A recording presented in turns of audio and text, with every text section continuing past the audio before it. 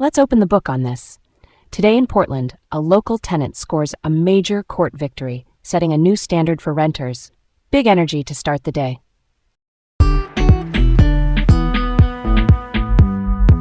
Hi, I'm Leah. And I'm Garrett. Welcome to Laid Back Local, the news of the day with Leah and Garrett in Portland.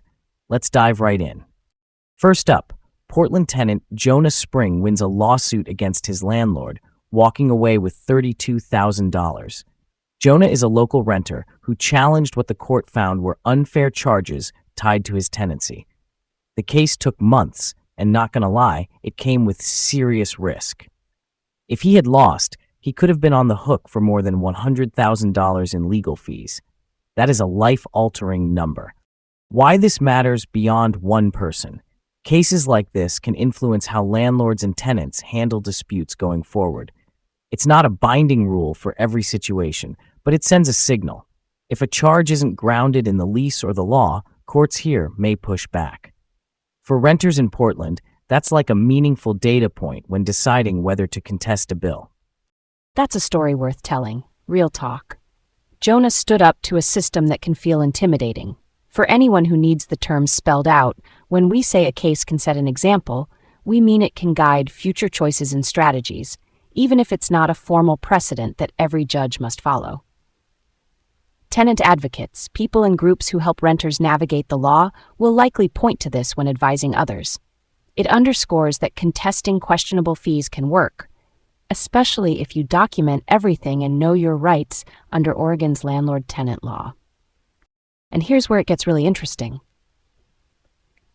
The risk Jonah took was massive, and that tells me the court's final award, $32,000, didn't just compensate him. It sends a message about fairness and accountability. It may also encourage earlier settlements in similar disputes, which is legal speak for working it out before trial to save time and money for both sides. Next up, Portland's e-bike community sets a new Guinness World Record, more than doubling Seattle's previous mark.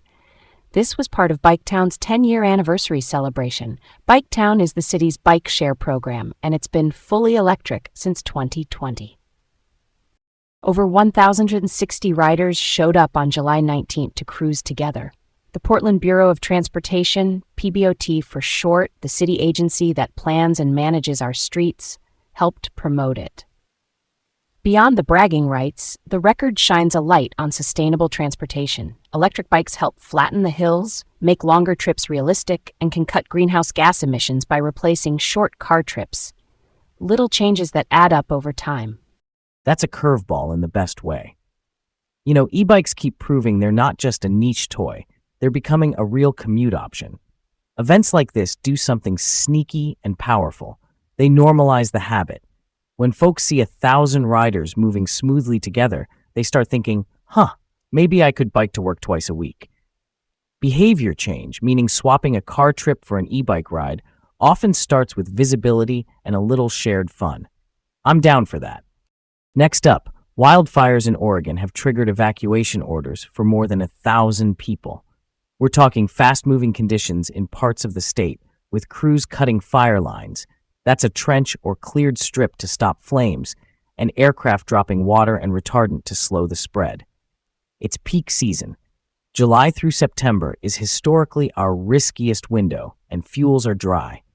Agencies responding include local fire districts, the Oregon Department of Forestry, ODF, which manages wildfire on much of our forest land, and county emergency managers setting up shelters. Challenges right now include shifting winds, heat, smoky air for nearby communities, and the strain on crews working long shifts. We've seen this pattern in recent years: more extreme fire behavior, quicker evacuations, and longer recovery timelines for affected families. It hits hard every summer.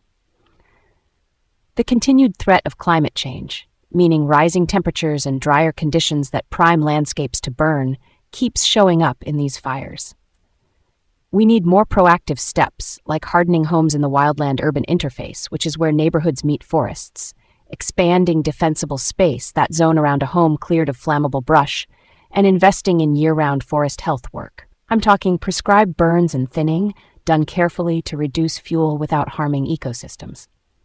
That's the heartbeat of it. Next up, the The Trump administration rescinds the Conservation and Landscape Health Rule, sparking environmental debates in Oregon. For context, this was a Bureau of Land Management policy. BLM oversees more than 15 million acres of public land in Oregon, designed to prioritize conservation when deciding how lands are used. The rule was adopted in 2024 and was meant to put habitat and landscape health on equal footing with other uses. With the repeal in 2026, environmental groups warn we could see more extraction activity, things like lithium exploration or increased logging, in sensitive areas. Another notable piece: public comments reportedly ran about 98% against rescinding the rule, which is an overwhelming share. People worry about habitat fragmentation, basically breaking up wildlife areas so animals have a harder time moving and thriving, and water quality impacts if projects expand without strong guardrails. Yeah, that checks out with the broader federal tilt toward extraction over conservation right now. The big picture implication is consistency. Land managers and communities need clear, stable rules. When the compass swings quickly, projects and protections both get messy.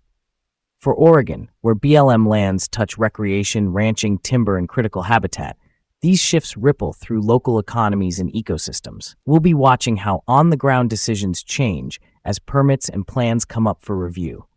Last up, Portland sent draft Moda Center lease terms to the Trailblazers, surprising several city councilors. The Trailblazers are our NBA team, and the Moda Center is the arena in the Rose Quarter.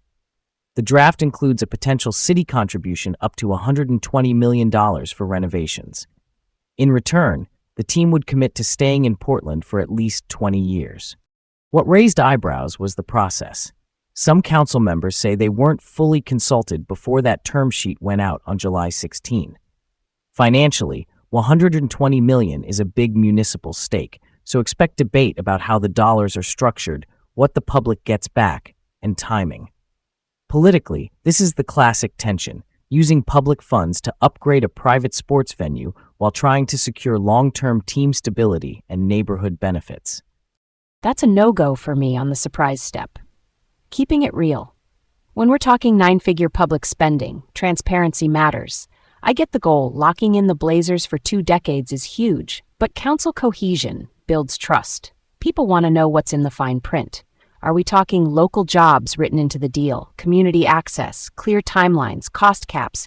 Those details shape whether this feels like a fair partnership or a lopsided subsidy.